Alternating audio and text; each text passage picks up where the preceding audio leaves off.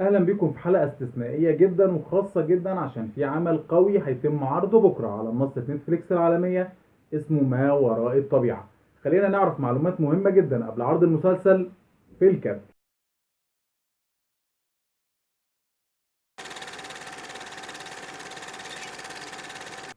اهلا بكم في الكادر. وحلقة النهاردة زي ما قلت حلقة خاصة جدا واستثنائية. في العادي مش بعمل اي حلقات تخص اي عمل درامي او فيلم او غيره غير لما يتم عرضه بالكامل، ولكن لخصوصية المسلسل مسلسل ما وراء الطبيعة وانه مسلسل مصري بيتم عرضه على نتفليكس العالمية من تأليف الرائع العراب الراحل احمد خالد توفيق، تم عمل حلقة استثنائية قبل عرض المسلسل بكرة على منصة نتفليكس العالمية.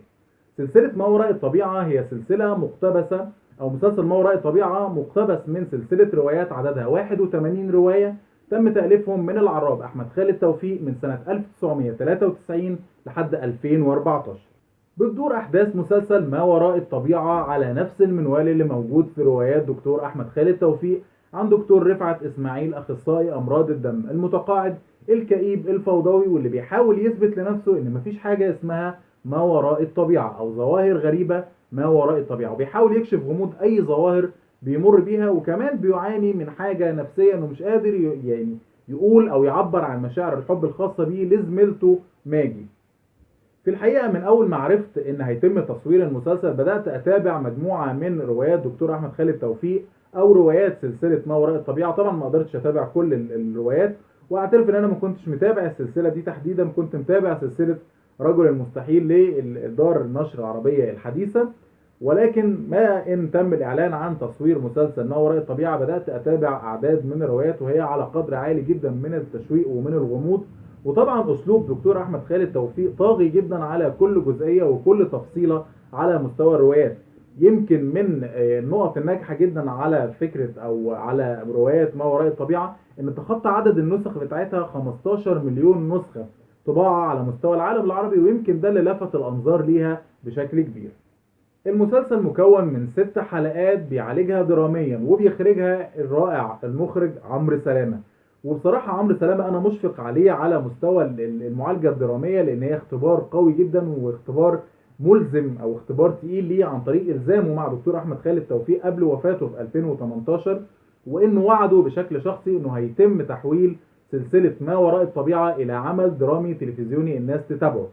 فهو يعني شال حاجه تقيله جدا. اتمنى ان هو يقدر ان هو يعني يسد هذا الفراغ القوي على مستوى المعالجه الدراميه اللي تضاهي شغل الدكتور احمد خالد توفيق، وعلى مستوى الاخراج للنوعيه دي من المسلسلات اللي محتاجه يعني مؤثرات بصريه ومؤثرات صوتيه وتناغم رائع جدا عشان يقدر يعمل جمله تقنيه ادبيه جيده على مستوى العمل بالكامل وعلى مستوى ال6 حلقات من سلسله ما وراء الطبيعه. من الحاجات الحلوة في مسلسل ما وراء الطبيعة ان المسلسل رقم 3 اللي تعتبره نتفليكس من اقوى المسلسلات اللي هي تعرضها على منصتها بعد مسلسلين، مسلسل سعودي اسمه وساوس ومسلسل اردني اسمه جن. في رأيي انه كانوا مسلسلين ضعاف شوية. يمكن كان مسلسل جن ده ينتمي الى فئة الغموض برضو اكتر، ولكن كان اداء الممثلين فيه ضعيف والريت بتاعه كان ضعيف شوية على منصة نتفليكس، على عكس ما وراء الطبيعة اللي ليها رواج قوي جدا على مستوى العالم العربي.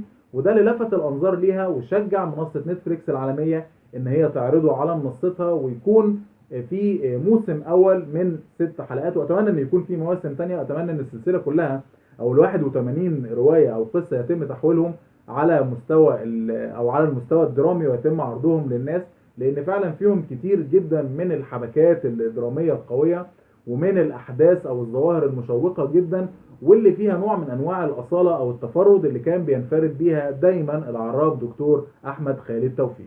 كمان مسلسل ما وراء الطبيعه هو اول مسلسل يعرض على نتفليكس مستوحى احداثه من نص ادبي اصلي غير باقي المسلسلات. وكمان المنتج محمد حفظي هو تاني تعاون ليه او تاني عمليه انتاج ليه لواحد من اعمال دكتور احمد خالد توفيق. كان انتج مسلسل من 15 حلقه اسمه زودياك مقتبس من واحد من اعمال دكتور احمد خالد توفيق، وعرض في رمضان 2019 وما خدش رواج كبير او مش ناس كتير تابعته، على عكس ما وراء الطبيعه اللي كل الناس عارفاها حتى لو ما حدش قرا منها اعداد كتير. معروفه سلسله ما وراء الطبيعه ومعروف سلسله فانتازيا، السلاسل اللي كان بيشرف على كتابتها او كان بيكتبها بالكامل دكتور احمد خالد توفيق. ففرق كبير جدا ما بين مسلسل زودياك وما بين مسلسل ما وراء الطبيعة لانتشار الفكرة نفسها بين الشباب في الوطن العربي كله.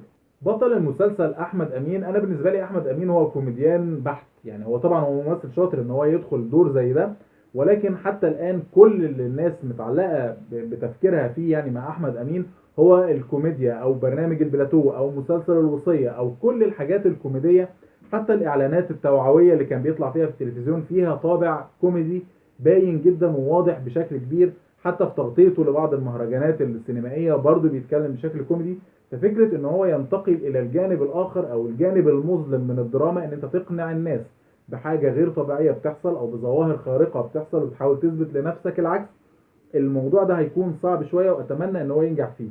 على مستوى الشكل او على المستوى الظاهري او الشكل الخارجي، اللوك بتاع احمد امين اقرب ما يكون فعلا، وده اختيار قوي من عمرو سلامة، ان هو اقرب لدكتور رفعت اسماعيل بطل روايات ما وراء الطبيعة. ولكن اتمنى ان يكون المضمون على مستوى الاداء قريب جدا من الشكل وافضل.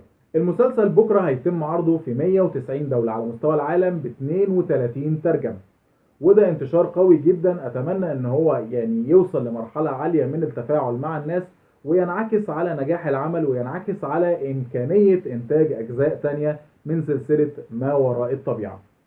توقعي لمسلسل ما وراء الطبيعة 8.5 من 10، وأكون متابع حذر جدا لكل تفصيلة في المسلسل، وأتمنى أنه فعلا يكون نجاحه ضخم وضخم بشكل كبير كمان، يعني ما يكونش نجاح عادي أو غير عادي يتخطى حدود ما وراء الطبيعة زي ما اسم المسلسل بيقول. وإن شاء الله هتكون في مراجعة كاملة بعد عرض المسلسل بكرة على قناة كلام ميديا على اليوتيوب بالكامل، هنتكلم فيها عن كل حلقات المسلسل الستة بالتفصيل.